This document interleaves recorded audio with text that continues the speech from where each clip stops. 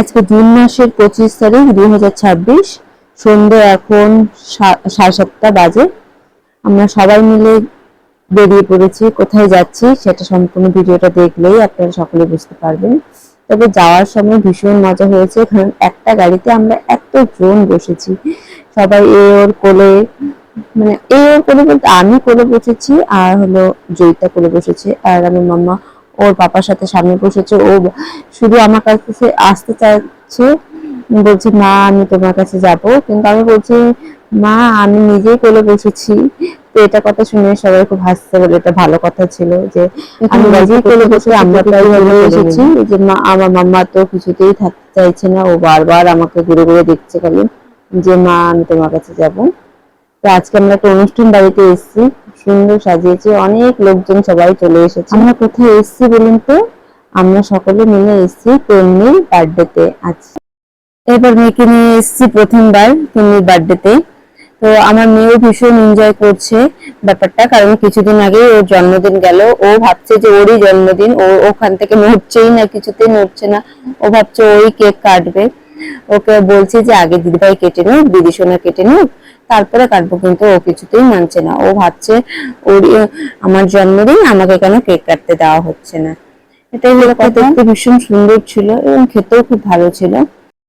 আর birthday girl ছিল super excited, ও তো ভীষণ ছিল এক্সাইটেড, নতুন ড্রেস নিয়েছে সেজন্য।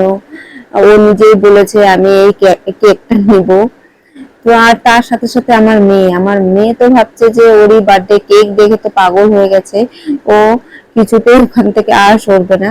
এই যে এখানে আমি ওকে টেনে টেনে আনছি যে এখনই কেকটা কাটবো না, আগে দিদি সোনা কেটে নিক তারপরে আমরা কাটবো। কিন্তু ও তো ভাবছে যে না, এই বার্থডে আমারই, আমাকেই কাটতে হবে।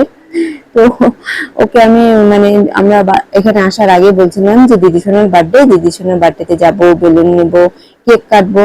ওর মনে ওটাই ধারণা আছে। আর যদিও আর কিছুদিন আগে ওর বার্থডে হয়ে গেল না, তো সেজন্যই বিশেষ করে। আর এখানে সবাই মিলে ফটো তুলে নেওয়া হচ্ছে, কিছু মানে স্মৃতির খাতায় রেখে দেওয়ার জন্য, কারণ এগুলোই তো স্মৃতি থেকে যাবে।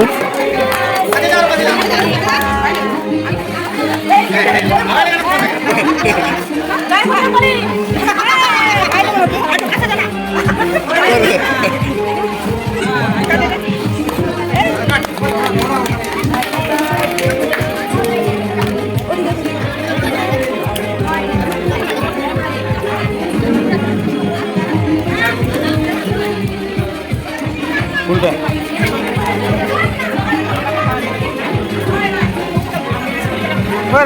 কে নিয়ে যা, ওটা যা, নাহলে আসে কে নিয়ে যা।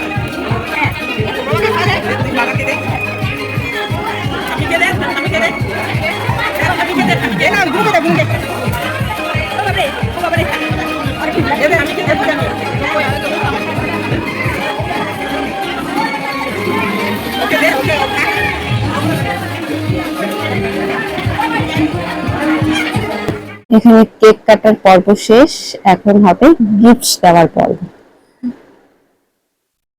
সকলে সব মিলে ভীষণ ভীষণ এনজয় করেছি।